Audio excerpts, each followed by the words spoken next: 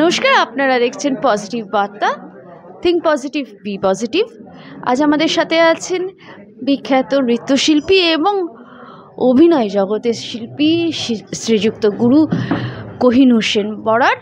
আমরা যাকে কাকামণি বলেই জানি, কাকামণি বলেই ডাকি।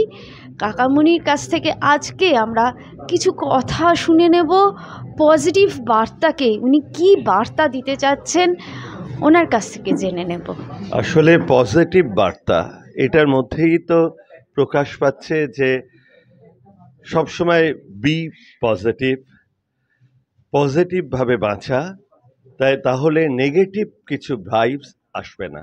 তাই জন্যে পজিটিভ বার্তা দিকে দিকে ছড়িয়ে পড়ুক, অঞ্চল ছেড়ে রাজ্যে, দেশে, দেশের বাইরে, কেননা পজিটিভ থাকা ভীষণভাবে জরুরি এবং তার জন্যই পজিটিভ বার্তা চ্যানেলেরও অনেক প্রয়োজন এই সমাজের বুকে।